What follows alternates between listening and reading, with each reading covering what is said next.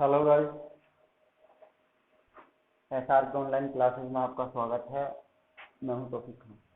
तो दोस्तों, पिछली वीडियो में हमने अवतल दर्पण से प्रतिबिंबों के बनने की कुछ स्थितियां पढ़ी थी। उनमें 3 स्थितियां हम पढ़ चुके थे। उसमें बाकी 3 स्थितियां आज उनके बारे में हम पूरा पढ़ेंगे। और मैं आपको बता चुका हूं पहले से कि जो हमने अवतल दर्पण से प्रतिबिंब की स्थितियां पढ़ी थी, उन स्थितियों में आपको 6 स्थितियां मुख्य थी। मैं इस बात को आपको 2-3 बार पहली वीडियो में बता चुका हूं कि अगर आपको 3 स्थिति अच्छे से आती हैं तो आप उन 3 को आसानी से कर सकते हैं। तो देखिए दोस्तों, हमने जो 3 स्थितियां पढ़ी थी, हमने जब वस्तु अनंत पर रखी हुई हो, फिर उसकी मैंने उल्टा कर दिया था। कहाँ कि जब वस्तु एफ यानी फोकस पर रखी हुई हो। तो उसके बाद हमने तीसरी क्या पढ़ी थी, जब वस्तु वक्रता केंद्र सी और मुख्य फोकस एफ के मध्य में रखी। तो जो हमने तीसरी वीडियो उसमें पढ़ी थी, तो उसकी उल्टी क्या होगी? उसकी उल्टी ये थी कि जब हमने वक्रता केंद्र सी और मुख्य फोकस एफ के मध्य में वस्तु को रखा था, तो प्रतिबिंब कहाँ बना था? किसके बीच में बना था? पिछली वीडियो आप देख सकते हो कि जब वस्तु को हमने वक्रता केंद्र और सी के मध्य में रखा था, तो प्रतिबिंब सी से परे बना था, पीछे बना था। ठीक है। तो अब जो तीसरी स्थिति थी कि जब वस्तु एफ और वक्रता केंद्र सी के मध्य में रखी, तो प्रतिबिंब सी से परे बने था। अब मैं अगर उसी स्थिति का उल्टा कर दूं, यानी चौथी स्थिति में आपको ये पूछूं कि जब वस्तु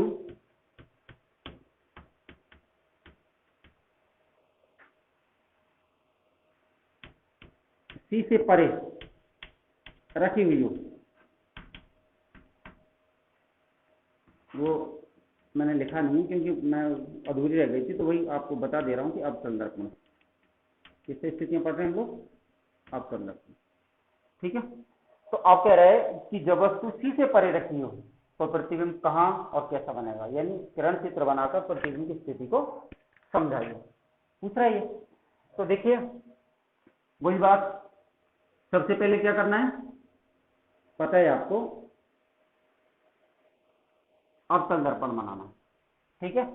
और अवतल दर्पण बनाने से पहले मैं आपको बता रहा था कि इनको फिक्स करके आप चांदी की सहायता से इसको बना सकते हो, किसी सिक्के की सहायता से बना सकते हो। तो इनको बनाने का जो मुख्य मकसद था, वो चित्र में कमी नहीं आने का था। वो कैसे कि मैं तो इसको अंदाजे से बना रहा हूँ, और मैं आपको पहले बता चुका हूँ कि इनको फिक्स माप करके, जैसे अब हम मुख्य अक्ष खींचेंगे, तो मुख्य अक्ष का मैं तो अंदाजे से खींच रहा हूँ। ठीक है, कितना है मुझे नहीं पता, ना मेरे पास फुटा है ना पैमाना है, मैं तो अंदाजे से चला रहा हूँ। ठीक है। और मैंने आपको एक बात और बताई थी कि बहुत से क्या करते हैं, सर इधर को मुख्य अक्ष क्यों खींच रहे हैं, इधर तो कोई मतलब नहीं बनता इसका, क्योंकि इधर तो पॉलिश हुई है। देखिए, जब हमने गोलीय दर्पण को पढ़ा था, तो देखिए गोलीय दर्पण के बारे में ये वक्रता केंद्र इस तरह से हमने कहा था कि वक्रता केंद्र को आर पार मिलाने वाली रेखा मुख्य अक्ष थी। तो ये क्या है, देखिए ये अभी पूरा गोला कहाँ है, आधा कटा हुआ गोला, मैंने इसको पूरा गोला बना लिया, ये बना लिया। तो पूरा गोला बनाऊंगा तो मुख्य अक्ष तो जब भी होगा जब दोनों आर पार जाएंगे। नहीं समझे भाई? इसको अगर जब मैं ये पूरा मैंने गोला बना दिया, गोलीय दर्पण हो गया। गोलीय दर्पण का इसको जब मैं आर पार मिला दूंगा तभी तो ये होगा। तो इस तरह से उसको खींचना जरूरी है। ना बनाओ तो दिक्कत नहीं है, पता है क्यों? क्योंकि इसमें ये है कि इधर को हमारे पास कुछ ऐसी स्थितियां हैं जिनमें इधर को कोई जाता नहीं। अच्छा, अब लोग एक लास्ट की स्थिति है जिसको हम अपवाद के रूप में देखते हैं कि जब वस्तु दर्पण और फोकस इन दोनों के मध्य में रखी हो, यानी दर्पण के अत्यधिक नजदीक रखी हो, तो प्रतिबिंब कहां? दर्पण के पीछे नहीं बनेगा, तब कहां दिखाओगे उनको? तो इसलिए जरूरी है। अब दूसरी बात क्या है, अगर उससे पहले स्थिति में अगर इसको ना भी दिखाओ, जिसे इससे पहले मैंने पढ़ाया था, क्या पढ़ाया था कि जब वस्तु वक्रता केंद्र सी और एफ के मध्य में रखी, तब कहाँ खींचा था मैंने? तो बहुत से बच्चे से कंफ्यूज हो रहे हैं, सर किसी में तो खींच देते हैं, किसी में नहीं खींचते। देखिए, इनको अगर आप खींच के दोनों तरफ सी और एफ चिन्हित कर दो तो कोई दिक्कत नहीं। और अब तुम्हें इस चीज का पता नहीं कि कौन सी स्थिति में क्या क्या होगा, तो इसलिए मैं आपको बता रहा हूँ कि इनको दोनों तरफ खींच के आप चिन्हित कर सकते हो। अगर इधर ना भी खींचो इधर, तो भी कोई दिक्कत। ठीक है, बेहतर क्या है कि दोनों तरफ खींच के चिन्हित कर दो। ठीक है, क्लियर? ठीक है। और देखिए आगे, तो हम लोग क्या, हम अपने बिंदु पे आ जाते हैं। देखिए कैसे, जब वस्तु सी से परे रखे हो। अब इससे पहले जो वीडियो मेरी चौथी वीडियो थी, उसमें मैंने पढ़ाया था कि जब वस्तु सी और एफ के मध्य में रखी हो तो प्रतिबिंब सी से परे बना था। मैंने इसलिए इसको चौथा ले रहा हूँ, क्यों? क्योंकि मैं तुम्हें बता चुका हूँ कि 3 वीडियो आपको अच्छे से आती है, तो इसको आप 3 को आसानी से कर सकते हैं। मैं इसलिए उनको उनका उल्टा कर रहा हूँ। मुझे नहीं पता उनका क्रम क्या है, बुक में किताब में क्या उनका क्रम दे रखा, मुझे नहीं पता इस चीज का, लेकिन मैं इसलिए उनको करा रहा था क्योंकि अगर जैसे हमने वस्तु को अनंत पे रखा, जब अनंत पे रखा तो प्रतिबिंब फोकस पर बना था, इसलिए मैंने उसको तुरंत ले लिया फोकस, जिससे कि वो आसानी से याद है। उसकी उल्टी तुरंत ले लिया। क्रम से क्या लेना देना हमें, हमें तो सारी स्थितियां समझ में आनी चाहिए, हमको पता होना चाहिए। ऐसे ही जब मैंने लास्ट वाली तीसरी चौथी वीडियो में जब हमने देखा था कि जब वस्तु को सी और एस के मध्य में रखा था तो प्रतिबिंब सी से परे बना था। अब मैंने इसलिए चौथी स्थिति क्या ले ली, जब वस्तु सी से परे रहती है। ठीक है, तो देखिए बनाना चाहो तो बना सकते हो खेस करके, कोई इशू नहीं है, कोई दिक्कत नहीं है। ठीक है, तो देखिए मैं चिन्हित कर रहा हूं, क्या चिन्हित करना है आपको पता है ना, एस सी। ठीक है, वस्तु कहाँ रखी है साहब, सी से परे। सी से परे का मतलब इससे पीछे, और इसको थोड़ा सा बड़ा बना लो, मैं वस्तु को सी से पीछे रख दिया, परे रख दिया। वस्तु का नाम रखना चाहो तो रख सकते हो, कोई दिक्कत नहीं। ठीक है, तो अब देखिए वस्तु ए बी के ए बिंदु से कोई प्रकाश की कण चली, अवतल दर्पण से टकराएगी। ठीक है, इससे टकराने के पश्चात ये यहां से गुजरेगी। और मैं आपको ये बताना चाहता हूं कि मैंने इसको फिक्स नहीं किया है। अब देखो यहाँ से ये तो बहुत नजदीक है, बहुत दूर हो गया। मैं इसलिए आपको बता रहा था कि आप जब इन स्थितियों को चिन्हित करो, जैसे सी और है एस है, जब इनको आप चिन्हित करो तो इनको एक बार पैमाने से माप लो कि ध्रुव से, क्योंकि हम चिन्ह परिपाटी में आगे पढ़ेंगे कि सभी दूरियां ध्रुव से मापी जाती हैं। जैसे मैं ये पूरी आपने जो मुख्य अक्ष है यहाँ से यहाँ तक आपने जैसे 5 सेमी के लिए या 6 सेमी के लिए या 4 सेमी के लिए, तो 4 सेमी लेने का मतलब 2 सेमी पे हमने भी चिन्हित कर लिया और यहाँ से 2 सेमी पर भी चिन्हित कर लिया। तो उससे क्या है कि हमारा चित्र बिल्कुल फिक्स बनेगा, सही बनेगा। अब मैं अंदाजे से बना रहा हूँ तो हो सकता है कि प्रकाश की टेढ़ी हो जाए या पहले, समझ रहे हो ना तुम बात को। ठीक है, फिर इससे कोई प्रकाश की किरण चली,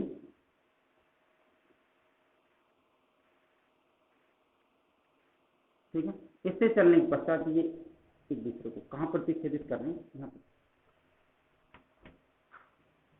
ठीक है, कहां काट रहे हैं दोनों, सी और एफ के मध्य में, सी और एफ के बीच में। जब सी और एफ के बीच में काट रही है तो प्रतिबिंब कहां बनेगा, सी तथा, सी का मतलब वक्रता केंद्र, एफ का मतलब फोकस, सी तथा एफ के बीच, बीच कह लो, मध्य कह लो। जो कैसा कैसा होगा, वही बात, वास्तविक भी होगा, उल्टा भी होगा। अब वस्तु से छोटा होगा या वस्तु से बड़ा होगा या वस्तु के बराबर होगा। वस्तु कहां रखी हुई है, दर्पण से दूर यानी सी से परे। प्रतिबिंब कहां बन रहा है, दर्पण के नजदीक यानी पास बन रहा है, तो कैसा होगा, छोटा होगा।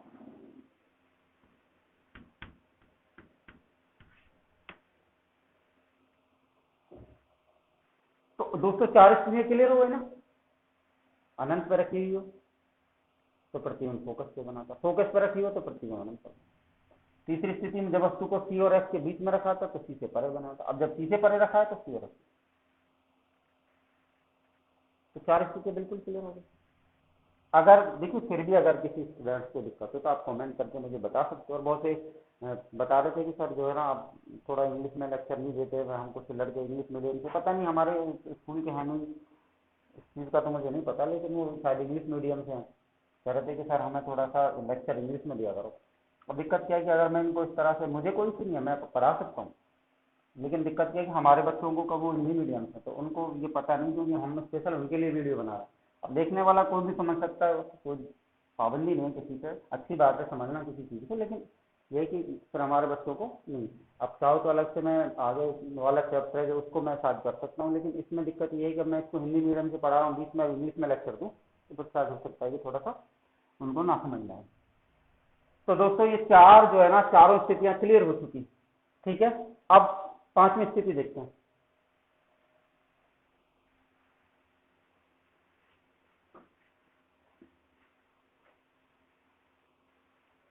मैं इसी को मिटा रहा हूं क्योंकि फिर मुझे चित्र बनाना पड़ेगा, तो इसलिए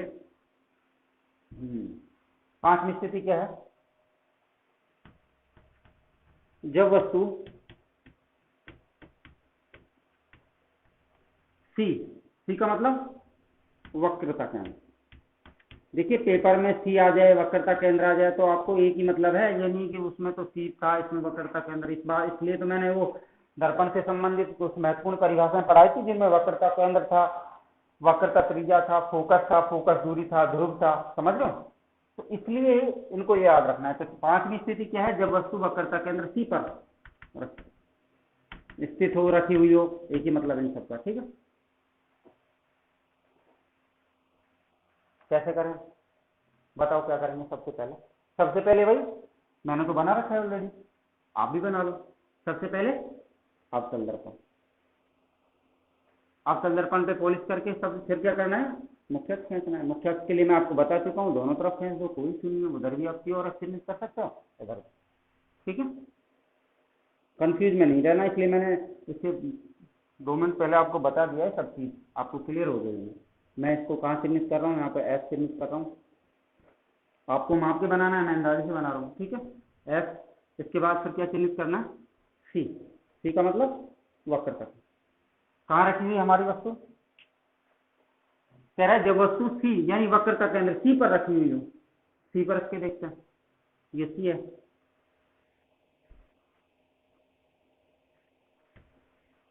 ठीक है भाई। हमसे जो जो कह रहा है हम वैसे कैसे करते चल रहे हैं। सबसे पहले हमने अवतल दर्पण बनाया, उसमें मुख्य अक्ष खींचा। मुख्य अक्ष के लिए मैं आपको बता चुका हूँ कि आप दोनों तरफ खींच के सी और एफ चिन्हित कर सकते हो, कोई बड़ा इशू नहीं, ठीक है। लेकिन हमें इसमें जरूरत नहीं, क्योंकि जो इससे अगला बिंदु हम पढ़ेंगे उसमें हमें जरूरत होगी इसकी, देखेंगे, मैं आपको बताऊंगा, समझाऊंगा कि क्या क्या। तो अब देखिए मैंने एफ को चिन्हित किया, जो सब में, और ये तो सब में करना पड़ता है। अब हमसे कह रहा है कि जब वस्तु कहाँ पर रखी हुई है, सी पर रखी हुई है। सी का मतलब वक्रता केंद्र पर, मैंने सी चिन्हित करके वस्तु को सी पर रख दिया। अब क्या होगा, अब वस्तु का नाम मैं आपको बता चुका हूँ, आप चाहो तो वस्तु का नाम ए भी रख सकते हो। देखिए, और दूसरी बात मैंने आपको बताई नहीं, जैसे वस्तु ए भी है तो ए बी वस्तु के हमेशा प्रकाश की किरणें ए बिंदु से चलेंगी, दोनों। बी बिंदु से तो कोई मतलब नहीं बनता, क्योंकि अगर मैं बी बिंदु से प्रकाश की किरण गुजारता हूं तो मुख्य अक्ष के समांतर हो जाएगी, हमें पता ही नहीं लगेगा कि ये मुख्य अक्ष है या गुजरने वाली प्रकाश की किरणें। तो इसलिए आपको दोनों जो किरणें हैं, दोनों जो प्रकाश की किरणें ए बिंदु से, यानी वस्तु ए बी के ए बिंदु से गुजारनी, ठीक है। तो देखिए इससे कोई प्रकाश की किरण चली,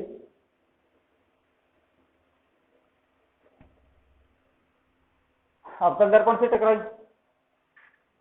अब अवतल दर्पण से टकराने के बाद ये प्रकाश की किरण एफ के इससे, अब देखिए मैं वही चीज आपको बताना चाह रहा हूँ, मैंने फिक्स नहीं किया हुआ, मापा नहीं है मेरा, तो इसमें अगर थोड़ा सा आगे पीछे हो जाए तो कोई, मैं इसलिए आपसे कह रहा था कि जब भी आप इस तरह की स्थिति बनाओ तो ध्रुव से, जैसे मुख्य अक्ष को अपने 4 सेमी लिया, तो 4 सेमी लिया, 6 सेमी लो, 8 लो, 5 लो, तो आपको आधा, जैसे आपने फिक्स किया 2 सेमी पे, तो एफ को चिन्हित किया, फिर यहाँ से 2 सेमी पर सी को, तो आपका चित्र बिल्कुल सही बनेगा। मेरा क्या है कि मेरे पास छोटा पैमाना है नहीं, तो मैं इसको अंदाजे से बना रहा हूँ, ठीक है। अब इससे कोई प्रकाश की किरण चलेगी, देखिए कैसे, इससे कोई अन्य प्रकाश किरण चली, और चलने के पश्चात ये इसको बिल्कुल सी पर काट,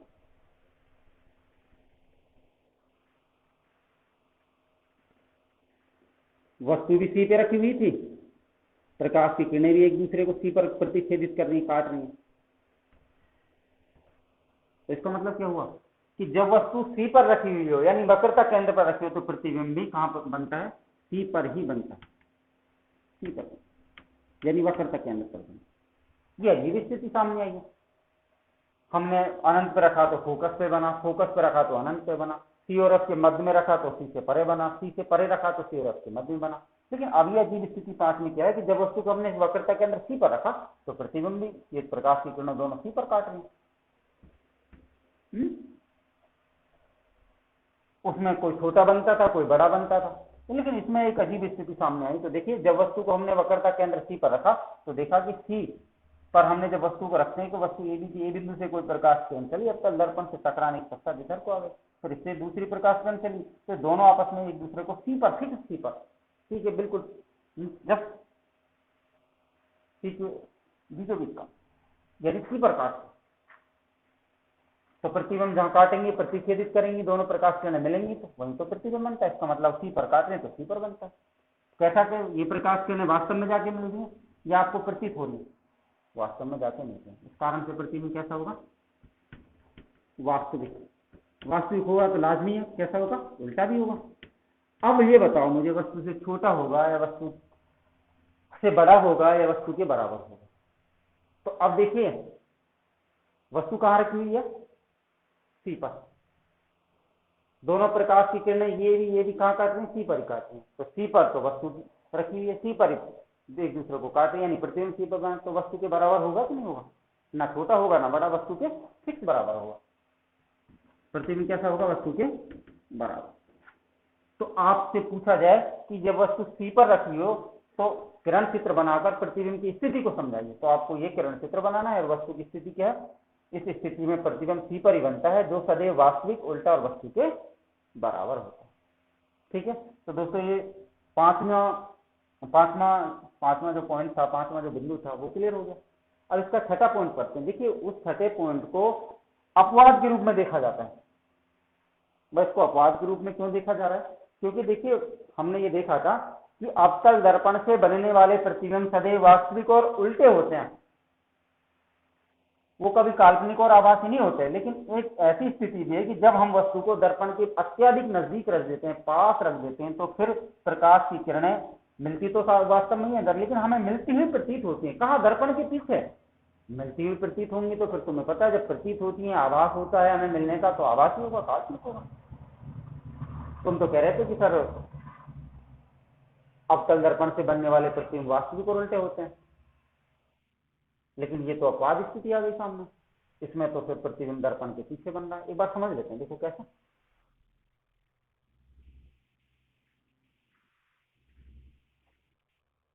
भरत लाइट से दिक्कत होनी है, ठीक है। छठी स्थिति देखिए दोस्तों, जब वस्तु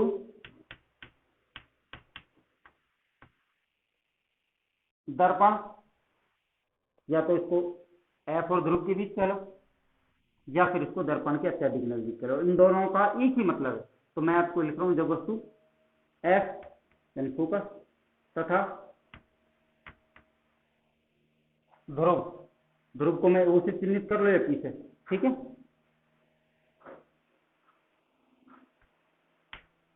बीच अगर इस स्थिति को तुमसे पेपर में ये पूछे, पहली बात तो अपवाद स्थितियों का मतलब बनता नहीं है, लेकिन फिर भी आप अगर तुमसे पूछे कि जब वस्तु दर्पण के अत्यधिक नजदीक का मतलब समझ रहे हो, अत्यधिक नजदीक एक तो ध्रुव है, वो तो बिल्कुल उस पर फिक्स होता है दर्पण, और भाई मुख्य अक्ष उसके पास होता है, लेकिन फिर भी कह रहा है उसके बीच। अब उसके बीच का मतलब दर्पण के अत्यधिक नजदीक हुआ कि नहीं हुआ। तो अगर तुमसे ये पूछे कि जब वस्तु दर्पण के अत्यधिक नजदीक रखी हो, तो वस्तु किरण चित्र बनाकर वस्तु की प्रतिबिंब की स्थिति को समझा, या जब वस्तु एक्स तथा ध्रुव के बीच रखी हो, तो देखते हैं इसको। मैं चित्र को इस तरह से, वही चीजें मैं बार बार इसको नहीं मिटा रहा हूं, क्योंकि फिर बनाना पड़ेगा मुझे, इसलिए आप इसे समझने की कोशिश करना, ठीक है। मेरा तो बना हुआ है, बना लेना रास्ते। अच्छा, तुम ये कह रहे थे कि सर तुम इसमें ही क्यों बनाते हो, इसको खींचो। अब देखिए वास्तव में तो ये है कि इसकी, अब मैं इसको अगर इस तरह से खींच दी और चिन्हित कर दूं तो कोई दिक्कत नहीं, क्योंकि प्रतिबिंब कहाँ बनेगा, दर्पण के पीछे बनेगा। फिर हम कैसे अंदाजा लगाएंगे कि वो प्रतिबिंब कहाँ है किनके बीच में। इसलिए अब ये जरूरत पड़ी कि नहीं पड़ी, मुझे ये बता दो। बहुत से चित्रों में मैंने इधर मुख्य अक्ष को नहीं खींचा था, इधर से काम चला लेता। अब जब प्रतिबिंब दर्पण के पीछे बनेगा, तो फिर हमें कैसे पता लगेगा कि वो एफ के पास बन रहा है या सी के पास बन रहा है, सी से परे बन रहा है या सी और एफ के मध्य में बन रहा है। तो इस कारण से जरूरत पड़ी कि नहीं पड़ी। तो बेहतर क्या था कि हम दर्पण बना करके दोनों तरफ जो है मुख्य अक्ष खींचकर उन पर सी और एफ चिन्हित करें। अब बात समझ में आई कि नहीं आई। देखिए एफ सी, इधर भी एफ और सी कर लेते हैं, ठीक। कहाँ रखी हुई वस्तु कह रहा है एफ, ये रहा एफ, ध्रुव ओ, ये रहा ओ, इन दोनों के भी बीच रखी हुई है, इन दोनों के भी बीच, यानी यहाँ रखी हुई है। यहाँ का मतलब दर्पण के बहुत नजदीक है। ये तो वही वाली बात होगी। तो मैं शीशे को बिल्कुल मैंने यहाँ लगा रखा है आपके सामने, मैं अपना आईना देख रहा हूँ, तस्वीर देख रहा हूँ। अब मुझे इसमें कुछ दिखाई देगा क्या, कुछ भी दिखाई नहीं देगा। और वही कंडीशन है, दर्पण के बहुत नजदीक है। तो देखिए समझते हैं इसको, खैर जो भी है। यहाँ से प्रकाश की किरण चली, उससे टकराएगी दर्पण, और इसको यहाँ से पीछे करते, फिर इससे प्रकाश किरण चले तो पीछे, लेकिन ये जो है ना हमें पीछे की तरफ यहाँ मिलती है पीछे। अब हमें ये इनकी भी जरूरत नहीं बताने की कि वो सी के मध्य में है, एफ के मध्य में, हमें तो केवल इतना लिख दें कि हम वो दर्पण के पीछे बनता है तो भी ठीक है। अगर इनको मैं नहीं बनाऊं तो ये पूछोगे साहब ये तो सी और एफ के मध्य बन रहा है, नहीं, हमें इन चीजों को क्यों टेंशन मोल लें हम, हमें तो ये ना दर्पण के पीछे बनता प्रतीत होता है, दर्पण के पीछे बनता। तो अब तुम देख रहे हो कि ये अपवाद स्थिति है, मैं इनको इसलिए बता रहा था तो कि वास्तविकता ये थी कि अवतल दर्पण से जो प्रतिबिंब बनते हैं वो सदैव वास्तविक उल्टे होते हैं, लेकिन अब तुम देख रहे हो कि ये वस्तु दर्पण के अत्यधिक नजदीक होने के कारण ये प्रकाश की किरणें यहाँ से गुजरने के पश्चात जो है ना आती तो वास्तव में तो इधर है, लेकिन आंखों के अत्यधिक नजदीक होने के कारण, दर्पण अत्यधिक नजदीक होने के कारण हमें ऐसा प्रतीत होता है, ऐसा आभास होता है कि ये प्रकाश की किरणें दर्पण के पीछे मिलती है, दर्पण से बिल्कुल दर्पण के पीछे मिलती है। पीछे तो परावर्तक पदार्थ की पॉलिश है तो दर्पण के पीछे मिलती है, केवल मिलती हुई ऐसा प्रतीत होता है कि ये प्रकाश की किरणें दर्पण के पीछे अब पीछे मिल रही है और हमें आभास हो रहा है, प्रतीत हो रहा है, तो फिर कैसा होगा, आभासी होगा, काल्पनिक होगा। तो इस स्थिति में प्रतिबिंब आभासी होता है। जबकि हमने 5 जो स्थितियां पढ़ी हैं उनमें वास्तविक होता था, वास्तविक तो उल्टा होगा, अब आभासी तो फिर कैसा होगा, सीधा होगा नहीं होगा, सीधा होगा। ये अपवाद स्थिति है, किससे, अवतल दर्पण से बनने वाली जो स्थिति है ये अपवाद स्थिति है, क्योंकि इस स्थिति में आभासी और सीधा प्रतिबिंब। ठीक है, तो ये बात मैं इसलिए बता रहा था क्योंकि जो ये छठी स्थिति हम पढ़ रहे हैं कि जब वस्तु एफ और सी के एफ और ओ यानी ध्रुव और फोकस के बीच में रखी हुई हो, जिसको दूसरे शब्दों में क्या कहूं कि वस्तु दर्पण के अत्यधिक नजदीक रखी हुई हो, तब इस तरह की स्थिति आती हो, उसको हम अपवाद स्थिति कहते हैं। अपवाद स्थिति में, क्योंकि हम इस बात को अपवाद क्यों कह रहे हैं, हमने जितनी भी 5 स्थितियां पढ़ी हमने सब में देखा है कि वस्तु जो प्रतिबिंब है वो कहाँ बनता है, वो कैसा बनता है, वास्तविक और उल्टा होता है। लेकिन ये दर्पण के पीछे बनता था, ये प्रकाश की किरणें जो हमें दर्पण के पीछे मिलती हुई प्रतीत होती है, इस तरह से इस स्थिति में प्रतिबिंब दर्पण के पीछे बनता है, जो कैसा होगा, आभासी और सीधा। इसको कुछ याद रखने की खास आवश्यकता हमें है नहीं, क्योंकि ऐसी स्थितियां अपवाद अक्सर नहीं आती, कोई पूछता ही नहीं। ठीक है, तो दोस्तों ये बात अब क्लियर हो चुकी है कि अवतल दर्पण से प्रतिबिंब कैसे बनते हैं, कहाँ बनते हैं, और आपको ये समझ में आया होगा कि मैंने जो ये 5 स्थितियां पढ़ी थी, 5 या 6 स्थितियां जो हमने पढ़ी, छठी तो फिर अपवाद के रूप में थी, अगर हम 2-3 स्थितियों को अच्छी तरह समझ लें तो वो 2-3 स्थितियां उनकी उल्टी और विपरीत होती थी, और वो जो है ना उनको हम आसानी से याद कर। अब अवतल दर्पण से हमने प्रतिबिंबों का बनना पढ़ लिया, सीख लिया। अब पढ़ेंगे हम अवतल दर्पण के उपयोग, यानी अवतल दर्पण किस काम में आते हैं, कि इनका उपयोग कहाँ किया जाता है। इसके बाद फिर हम अवतल दर्पण से प्रतिबिंबों का बनना पढ़ेंगे, फिर उसके उपयोग पढ़ेंगे। तो ये चीज अब आप क्लियर हो गई होगी कि अवतल दर्पण से प्रतिबिंब कैसे बनते हैं और कहाँ कहाँ बनते हैं। यानी देखिए पेपर में अच्छा वो कभी इस तरह की डिटेल नहीं पूछता कि वो इस तरह से बताइए प्रतिबिंब कहाँ कि क्या क्या होगा, थ्योरी नहीं पूछता वो, तो आपसे केवल क्या पूछेगा, निम्न स्थितियों को समझाइए, इनका किरण चित्र बनाकर प्रतिबिंबों की स्थिति को बताइए। स्थिति का मतलब वो कहाँ कहाँ बनते हैं, कैसे कैसे बनते हैं। ठीक है, कभी थ्योरेटिकल पूरा थ्योरी नहीं लिखने के, वस्तु ए बी के बिंदु से चलने वाले प्रकाश फिर दर्पण से टकराई, फिर इधर से गुजर गई, फिर दूसरी चली इधर को गुजर गई, वहां काटती, इतना थ्योरी नहीं लिखना। आपको केवल किरण चित्र को अच्छे से समझना है कि कहाँ कहाँ जब वस्तु कहाँ रखते हैं तो प्रतिबिंब कहाँ और कैसा बनता है। ठीक है, और वो चीज आपको बिल्कुल यही फिक्स रखना है, किरण चित्र आपको पता हो और प्रतिबिंब की स्थिति का आपको पता हो। ठीक है, देखिए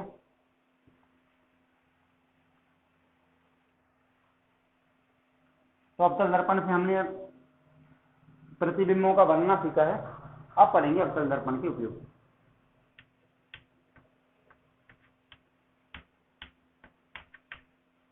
आप चाहो तो इनको बाद में पढ़ सकते हैं, लेकिन एक साथ क्लियर कर लेते हैं। अवतल दर्पण को पूरा हम पूरे बिंदु को हम समाप्त कर लेते हैं, इसके बारे में। अवतल दर्पण तो किन किन चीजों में उपयोग किया जाता है, अवतल दर्पण कैसा होता था वो हम पढ़ चुके हैं। अवतल दर्पण के बारे में हमने पढ़ा था कि अगर हम कटे हुए गोले के ऊपरी भाग पर किसी परावर्तक पदार्थ जैसे रजत या निकल की पॉलिश कर दें तो फिर वो जो है ना क्या कहलाता था, अवतल दर्पण कहलाता है। तो उसका हमने चित्र भी पढ़ा है, हमने परिभाषा भी पढ़ी है, उससे हमने अभी बहुत सारे स्थितियां पढ़ी हैं, 6 स्थितियों को हमने इससे अध्ययन किया है कि जो अवतल दर्पण से प्रतिबिंब कहाँ और कैसा बनता है। अब हम लोग इसके उपयोग पढ़ेंगे। तो देखिए अवतल दर्पण का उपयोग जो है ना वो बेसिकली हमारे दैनिक जीवन में काम आने वाली चीजों में, जैसे बात करें हम सैटेलाइटों, जो बड़ी गाड़ियां होती हैं उनके सामने के जो टॉर्च होते हैं, बड़ी जो लाइट होती हैं, वो उससे बनाए जाते हैं। सैटेलाइट जो है ना इस अवतल दर्पण के साथ से ही तैयार किया जाता है।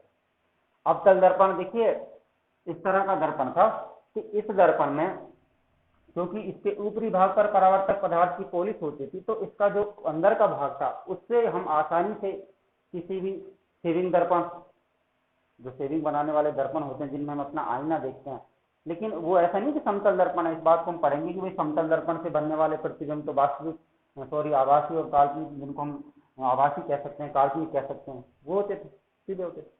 लेकिन अवतल दर्पण जो है ना ये सैटेलाइट बनाने में, इसका देखिए मैं कुछ क्रम से 3-4 उपयोग दिखा देता हूँ, कुछ कितना बड़ा बिंदु है नहीं। नंबर 1 देखिए सैटेलाइट बनाने में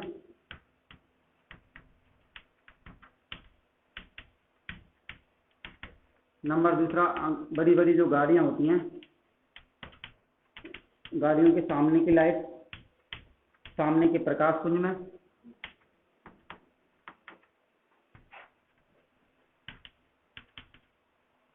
तीसरा देखिए, अब देखिए ये इसके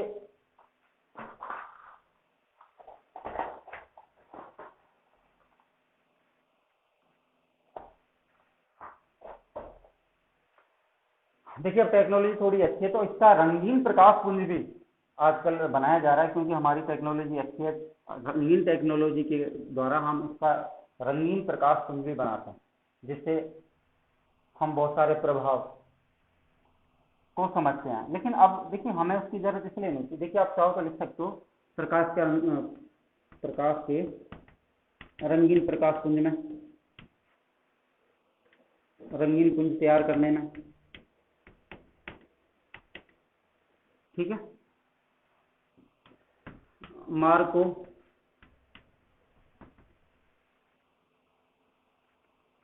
प्रक्षेपित करने में, और भी बहुत सारे उपयोग है, लेकिन हमें तो इनके 2-3 उपयोग याद रखें, ठीक है। ये कोई बड़ा बिंदु नहीं है, आपको इसके बारे में 2-3 इसके उपयोग याद करने हैं कि अब तक सैटेलाइट इससे बनाते हैं, गाड़ियों के सामने का प्रकाश तैयार किया जाता है, जो बड़ी बड़ी हेडलाइट होती हैं, गाड़ियों की बड़ी बड़ी हेडलाइट होती हैं, वो बनाने में। आप 5 में लिखना चाहते तो गाड़ियों के हेडलाइट बनाने में,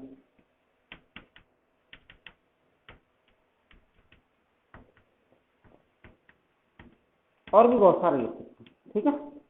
तो इस तरह से इसके 4-5 उपयोग आपको याद रखने हैं। सैटेलाइट बनाने में, गाड़ियों के सामने के प्रकाश पुंज में, गाड़ियों के रंगीन प्रकाश तैयार करने में, मार्ग को प्रक्षेपित करने में भी इसका उपयोग किया जाता है। किसका? अवतल दर्पण को। और गाड़ियों का जो हेडलाइट होती है, बड़ी बड़ी जो लाइट होती है, उसको भी बनाने में अवतल दर्पण होती है, ठीक है। तो ये अवतल दर्पण का बिंदु क्लियर हो गया। हमने इसकी परिभाषा पढ़ ली, इसका चित्र देख लिया, इससे हमने जो है प्रतिबिंब का बनना सीख लिया, इसके हमने उपयोग कर लिया, ठीक है।